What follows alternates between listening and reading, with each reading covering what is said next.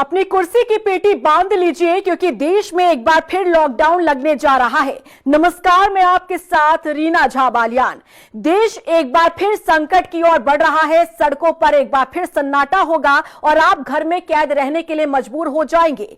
भारत के प्रधानमंत्री नरेंद्र मोदी ने खुद देशवासियों को इसके लिए तैयार होने के लिए कहा है, क्योंकि कोरोना काल जैसा संकट भारत पर मंडराने वाला है और पीएम मोदी ने इसके संकेत देते हुए लोगों को तैयार रहने के लिए कह दिया है। दरअसल ईरान इजरायल युद्ध के बीच पहली बार पीएम मोदी ने संसद में संबोधन दिया, जिसमें पीएम मोदी ने इस बात का जिक्र किया कि किस तरह कोरोना काल में एकजुटता से चुनौतियों का सामना किया गया था। अब फिर हमें इसी तरह तैयार रहने की जरूरत है। यानी कि सरकार ने भी हाथ खड़े कर दिए कि स्थिति उनके कंट्रोल में अब नहीं है। पीएम मोदी ने कहा कि अपनी सीट की पेटी बांध लीजिए और कोरोना काल जैसी चुनौती से निपटने के लिए एक बार फिर सबको एकजुटता के साथ तैयार होने की जरूरत है। यानी कि देश एक बार फिर लॉकडाउन की तरफ बढ़ रहा है। फिर से वही समय लौट कर आ रहा है जब कोरोना काल में प्रवासियों में अफरा तफरी मची थी। अपने राज्य जाने के लिए लोग परेशान होते नजर आए। राशन का भंडारण लोगों ने शुरू कर दिया और कई लोगों को बेरोजगार होना पड़ा था। अब हैरानी की बात यह है कि जो मोदी सरकार अब तक बार बार ये कहती रही कि चिंता करने की कोई बात नहीं है, देश में किसी तरह का कोई संकट नहीं है, न गैस की किल्लत है, न तेल की कमी है, अब वही सरकार संसद में खड़ी होकर लोगों को सीट की पेटी बांधकर तैयार रहने के लिए कहे तो आप समझ सकते हैं कि स्थिति सरकार के हाथ से भी निकलती जा रही है। और ये वही मार्च का महीना है जब 6 साल पहले देश ने पहली बार लॉकडाउन शब्द सुना था और उस समय को जिया था। याद दिला दें कि कोरोना काल 22 मार्च 2020 का वो दौर था जब कोरोना महामारी के कारण देश में लॉकडाउन लगाया गया था। देश के प्रधानमंत्री नरेंद्र मोदी ने देश के नाम संबोधन देकर इसी तरह लोगों से कठिनाई के दौर से लड़ने के लिए कहा था और उन्होंने आह्वान किया था कि सबको एकजुट होकर इस दौर से लड़ना होगा।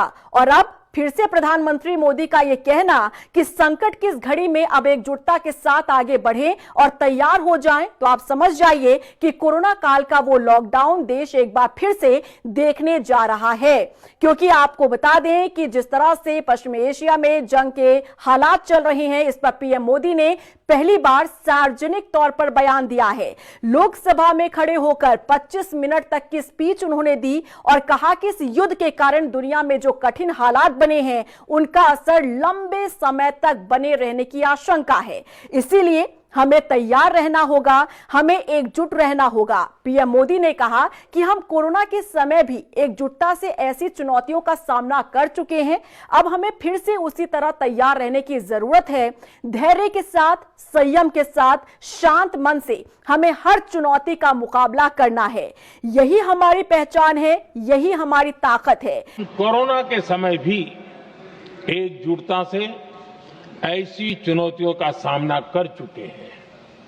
अब हमें फिर से उसी तरह तैयार रहने की आवश्यकता है।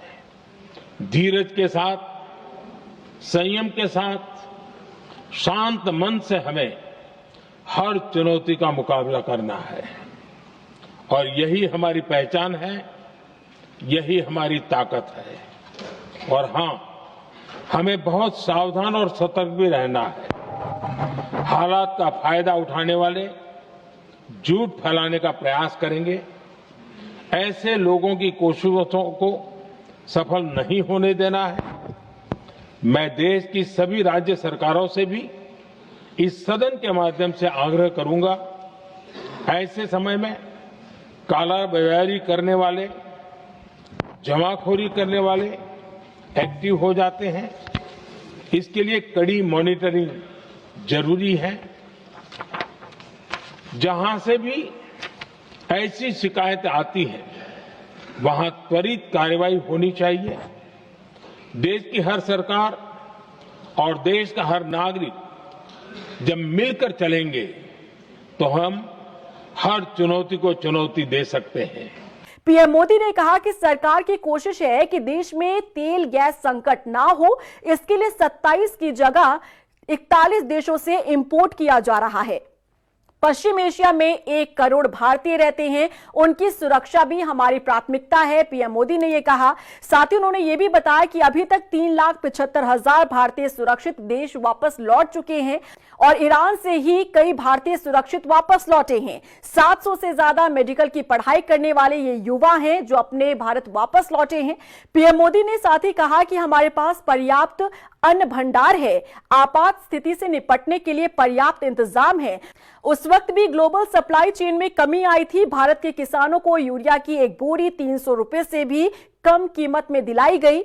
तेल, गैस, फर्टिलाइजर से जुड़े जहाज भारत तक सुरक्षित पहुंचे और इसके लिए सहयोगियों से संवाद कर रहे हैं। अब प्रधानमंत्री मोदी एक तरफ कह रहे हैं कि हमारे पास भंडार है, तो दूसरी तरफ ये संकेत दे रहे हैं कि देश किस तरह से संकट की ओर आगे बढ़ रहा है। और आप पीएम मोदी के इस बयान को इस बात से जोड़ सकते हैं कि जब से ईरान इजरायल के बीच यहां पर माहौल खराब हुआ है, युद्ध की स्थिति पैदा हुई है, तब से ही भारत में कई तरह के संकट पैदा हो रहे हैं। कई जगहों से ऐसी खबरें सामने आई कि गैस की किल्लत हो रही है। कमर्शियल गैस ना मिलने की वजह से कई होटल और रेस्टोरेंट पर इसका असर पड़ता हुआ नजर आया। कई जगहों पर, कई शहरों में कई रेस्टोरेंट पर ताला लटक गया, सिर्फ इसलिए क्योंकि उनके पास कमर्शियल गैस नहीं है। बुकिंग करवाते हैं तो उनके पास नहीं पहुंच रहा है, जिसकी वजह से उनका रेस्टोरेंट बंद हो चुका है। अब एक रेस्टोरेंट बंद होना आप समझ सकते हैं कि इसका असर पूरे परिवार पर पड़ता है। और सिर्फ एक रेस्टोरेंट नहीं बल्कि कई ऐसे ढाबे, कई ऐसे होटल, कई ऐसे रेस्टोरेंट हैं जो बंद हो चुके हैं, यानी कि व्यापार उनका ठप हो चुका है। रोजी रोटी पर संकट मंडराने लगा है। अब पीएम मोदी का संबोधन जिस तरह से सामने आया है और पीएम मोदी ने जो संकट का इशारा दिया है, आप इससे समझिए कि इजरायल ईरान के बीच जो युद्ध चल रहा है, इसका कितना असर भारत पर पड़ता हुआ नजर आ रहा है। अब विस्तार से आपको बताते हैं कि युद्ध संकट का भारत पर क्या और कैसे असर पड़ रहा है। तेल और ऊर्जा की बात करें तो देखिए, भारत 85% कच्चा तेल इंपोर्ट करता है। इसमें से 60 से 65% पश्चिम एशिया से आता है। हॉर्मुज स्ट्रेट से दुनिया का 20% तेल गुजरता है और यहां भारत के 22 जहाज फंसे हुए हैं। तनाव बढ़ने से तेल की कीमतों में अच्छा खासा इजाफा हो गया है।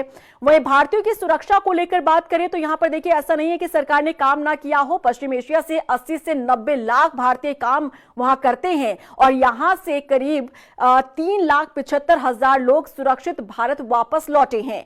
वहीं एलपीजी सिलेंडर की बात करें तो इसकी भी कीमत बढ़ी है।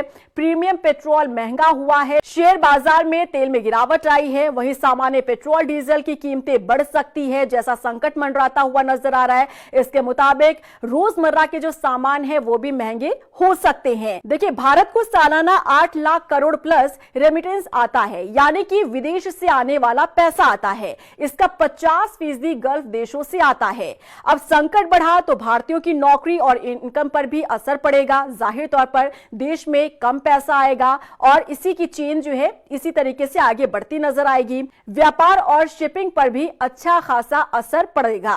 तो आप समझ सकते हैं, प्रधानमंत्री नरेंद्र मोदी संसद के भीतर खड़े होकर पहली बार उन्होंने युद्ध के बीच इस तरीके से बयान दिया है और ऐसा बयान दे दिया है जिससे अब हर एक भारतवासी जो है वो चिंतित नजर आ रहा है, क्योंकि पीएम मोदी का ये बयान याद दिला रहा है वो कोरोना काल, जब कोरोना काल में लॉकडाउन लगाने से पहले देश के नाम संबोधन दिया था पीएम मोदी ने। उन्होंने ये कहा था कि ये संकट की घड़ी है और इस संकट की घड़ी में सबको मिलकर लड़ना होगा और निश्चित ही इस लड़ाई से हम लोग पार पा जाएंगे। और उसके बाद 22 मार्च 2020 की वो तारीख थी जिस दिन से लॉकडाउन शुरू हो गया था। लोग अपने घर में कैद हो गए थे। जो प्रवासी लोग थे वो अपने राज्य जाने के लिए परेशान हो रहे थे।